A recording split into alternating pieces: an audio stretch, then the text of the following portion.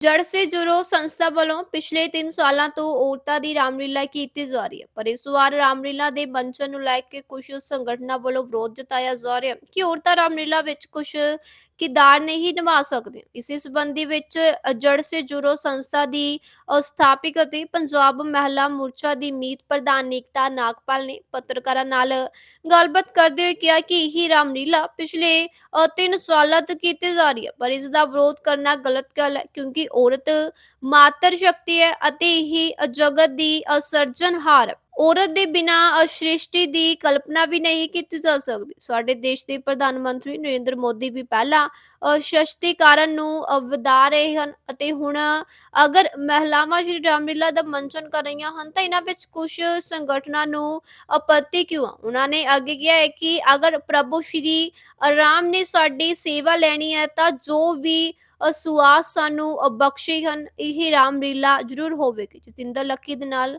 दीपक कुमार दी खास report. Ma'am, क्या नाम है जी आपका? मेरा नाम एकता नागपाल है। हाँ, किस संस्था से आप चेयरपर्सन हैं? मैं जड़ों से जुड़ो की जो है संस्थापक ट्रस्टी हूँ जी। तो अभी जो लेडीज़ द्वारा रामलीला ना किए जाने पर विवाद चल रहा है, उस पर इसके बारे में हमने क्या कहना है, मतलब हमारा तो एक ही सवाल है कि कहाँ पर किस ग्रंथ में सनातन में किधर ये लिखा है कि महिलाएं नहीं कर सकती। अगर आप ये कहो कि महिलाएं अपवित्र हैं इसलिए नहीं कर सकती हैं प्रभु राम का, लक्ष्मण का, परशुराम जी का, हनुमान जी का किरदार, तो क्या सीता माता अपवित्र थी जिसका किरदार पुरुष निभा सकते हैं? मतलब महिलाएं तो अगर हमारी देवतुल्य भी हैं, मतलब हमारी इष्ट हैं। माता सीता जानकी को जो है हर भारतीय के दिल में जो रोम रोम में बसी है, ये उसको अपवित्र कह रहे हैं। जो हमारी माँ जानकी को पवित्र बोल रहा है वो क्या कह रहे हैं, उससे हमें कुछ फर्क ही नहीं पड़ना चाहिए। तो मैडम, आपका ये जो रामलीला वाला मंचन है, आप पिछले लगभग 5 साल से कर रहे हैं? नहीं, 3 साल 3 साल से कर रहे हैं। तो अभी ही क्यों, पिछले 2 साल क्यों नहीं प्रोटेस्ट हुआ? ये सवाल तो आपको उनसे पूछना पड़ेगा। मैडम, आप भी बता सकते हैं। ये उनको ऑब्जेक्शन तो रहती है। हाँ। लेकिन देखिए, हमने अपनी इष्ट की जो है सेवा करनी है। हम राम जी के भक्त हैं और हमें किसी से परमिशन नहीं चाहिए अपनी भक्ति के लिए। आप ये देखो, ये कह रहे हैं कि महिलाएं नहीं कर सकती। सुप्रीम कोर्ट ने अभी हमारे जो मंदिर थे जहाँ पे महिलाओं का जाना वर्जित था, जेंडर इक्वालिटी के बेस पे 2018 या 2019 में उस मंदिर में महिलाओं का जाना भी खोल दिया कि जेंडर इक्वालिटी है देश में। किस प्ली में हमें ये कह रहे हैं कि मतलब आप महिला बन जाओ, ठीक है, हम बन जाएं तो हम अपवित्र हैं। आपका इसका ये प्रकृति को प्रभु ने क्या कहा है? कृष्ण जी ने कहा है कि ये जो प्रकृति है ये मेरी योनि है। इसके ये जो है प्रकृति एक स्त्री की योनि है। हर चीज़ जिसका सृजन होता है वो स्त्री से ही होता है। वो चाहे आप हैं, चाहे मैं हूँ, चाहे वृक्ष है, चाहे पौधे हैं, चाहे धरती है, चाहे जल है, चाहे माटी है, चाहे पहाड़ है, चाहे ज़मीन है, हर चीज़ का सृजन प्रकृति से हुआ। वो भी तो माँ है। मतलब आप अपनी एग्जिस्टेंस को ही चैलेंज कर रहे हो और आप कह रहे हो कि महिला अपवित्र है। अपवित्र महिला के हाथ की रोटी तो आप खा सकते हो, अपवित्र महिला के हाथ के धुले कपड़े तो आप पहन सकते हो, अपवित्र महिला के साथ आप अपना वंश तो बढ़ा सकते हो। अपवित्र किस टाइम समझते हो? हर टाइम अपवित्र रहती है या कुछ दिन अपवित्र रहती है? इनका मानना ये है कि महिला जो है वो जब उसके मासिक धर्म शुरू हो गए तो वो अपवित्र हो गई। इन्हें ये नहीं मालूम कि सृष्टि की रचना रुक जाएगी, इन जैसे बेटे भी पैदा होने बंद हो जाएंगे जिस दिन स्त्री को मासिक धर्म आना बंद हो जाएगा। आप जाएं, हमारे यहाँ तो पूजा जाता है। ये इनको थोड़े से ग्रंथ पढ़ने चाहिए, इनको थोड़ा सा अपने संतों के साथ बैठना चाहिए। ये तो कल को कहेंगे कि औरतें तो साध्वी भी नहीं बन सकती, और हमारे तो वेदों पुराणों के काल से हमारी तो महिला साध्वियाँ कितनी रही हैं। गार्गी माई का नाम कौन नहीं जानता? तो इसका मतलब तो भाई औरतें घर बैठे पाम की जुत्ती बने, इनके कपड़े धोएं, इनके बच्चे पैदा करें, इनका घर संभालें, और जो ये कहें वो कहें, ये कहें दिन तो दिन और ये कहें रात तो रात। ऐसा नहीं है। जैसे इन्होंने मैम बोला लेडीज के लिए कि ये अपवित्र है, तो जो हमारे यहाँ पे कामाख्या देवी का मंदिर है, तो क्या वो मंदिर अपवित्र है? आप ये सवाल उनसे पूछे ना, हम तो खुद उनको यही जवाब दे रहे हैं कि कामाख्या में यही जो है आपको जो है ना सो कॉल्ड ठेकेदार, वहाँ जाके मत्थे टेकते दिखेंगे। वहाँ पे माता हिम्मत है तो बोलो ना काली माई को, कामाख्या माई को कि तुम अपवित्र हो। वहाँ तो इनको डर लगता है। हिंदू संगठन जो भी मतलब जिन्होंने भी ये रोकने की कोशिश की है उन्होंने कहा है कि भगवान हनुमान जी का रोल नहीं कर पाएंगी लेडीज, और परशुराम जी का रोल नहीं कर पाएंगी। नहीं, राम जी और लक्ष्मण जी का भी। अच्छा, राम जी और लक्ष्मण जी का, हनुमान जी का और परशुराम जी का, तो मतलब ये 4 जो है ये रोल नहीं करेंगी, बाकी कर सकती हैं।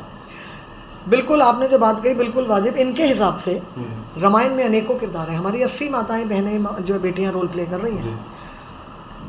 इनके हिसाब से प्रभु श्री राम, हम्म, लक्ष्मण जी, परशुराम जी और हनुमान जी, हम्म, यही 4 किरदार हैं जो पवित्र हैं। हम्म। रामायण के बाकी सारे किरदार अपवित्र हैं, क्योंकि औरतें तो अपवित्र हैं, तो मतलब फिर कि आप रावण जी अपवित्र। भी अपवित्र थे। इनके हिसाब से तो यही है कि मतलब रावण जी का रोल लेडीज कर सकती हैं। अब यही तो हमारा भी सवाल है कि इसका मतलब रामायण में सिर्फ 4 ही किरदार हैं जो पवित्र हैं, बाकी सारे अपवित्र हैं। जनक जी अपवित्र हैं, दशरथ जी अपवित्र हैं। जैसे इन्होंने मैम बोला जरा कि सब लोग बोल रहे हैं कि लेडीज का रोल लेडीज करेंगे और जेंट्स का जेंट्स करेंगे। जो आज तक रामलीला चलती आई है वो सब जेंट्स ही औरत भी बन रहे हैं, तो उस पे आप क्या कहना चाहेंगे कि फिर उसमें क्या चीज़ है कि अगर आदमी का रोल औरत नहीं कर सकती क्योंकि वो मर्यादा पुरुषोत्तम रहे हैं, तो जैसे सीता माता हैं तो उन पे कैसे वो चीज़ की एक आदमी सीता बन रहा है, तो उसका आप क्या कहेंगे? देखिए, मैंने आपसे अभी पहले भी जो है यही बात करी कि इनको हमारे ग्रंथों को पढ़ने की बहुत ज़रूरत है। ये बहुत संकीर्ण छोटी सोच के लोग हैं, इन्हीं की वजह से हमारे सनातन का हर्जा भी होता है, नुकसान भी होता है।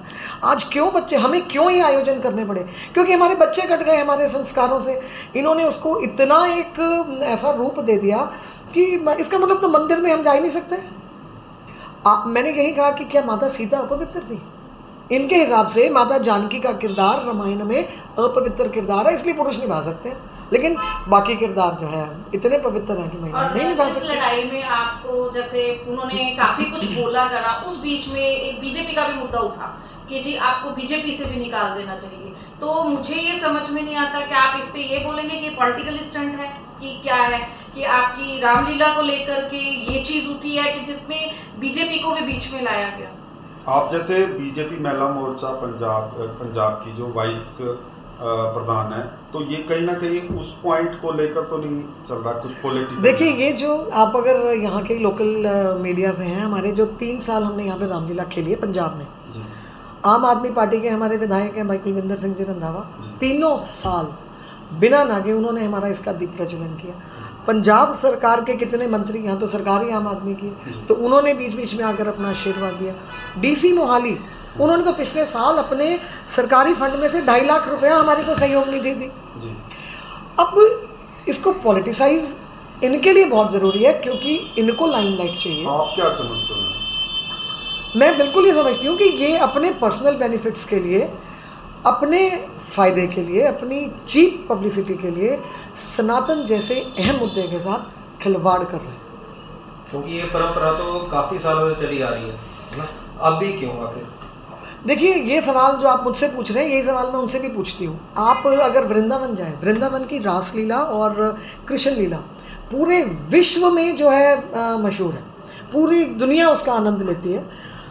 कृष्ण लीला में कृष्ण जी का किरदार आधे से ज़्यादा महिलाएं निभाती हैं, तो ये जाके वृंदावन में हमारी कृष्ण लीलाएं रोक देंगे, ये बेटियों को मंच पे आकर के जो खेलना जो है रामलीला बंद कर देंगे। तो आप कहना चाहते हैं हमको पर्सनली टारगेट किया जा रहा है? बिल्कुल पर्सनली टारगेट किया जा रहा है, और इनको ये लग रहा है कि ये महिलाओं की टोली है तो इनको हम डराएंगे, धमकाएंगे।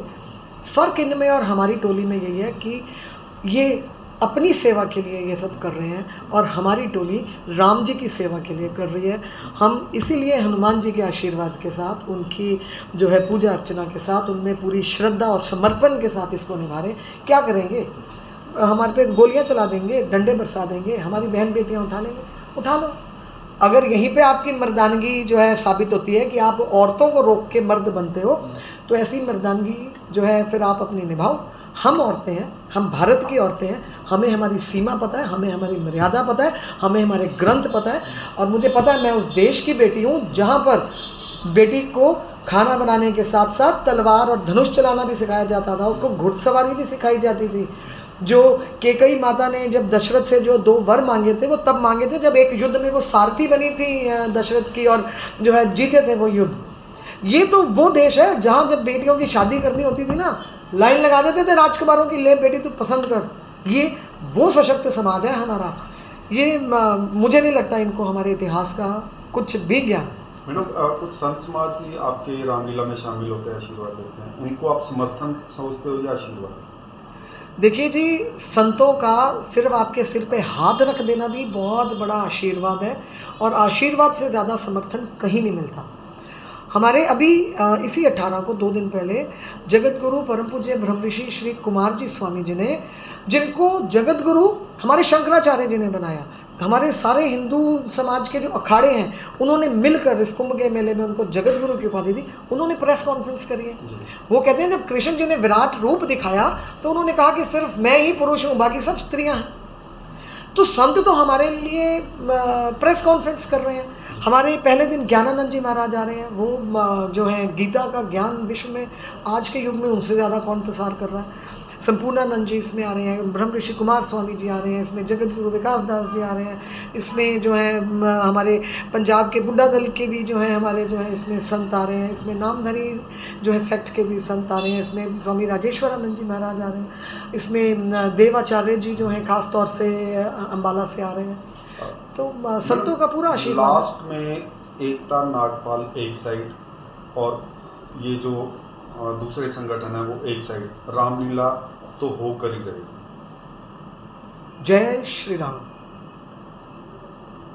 ये जय घोष, जय घोष।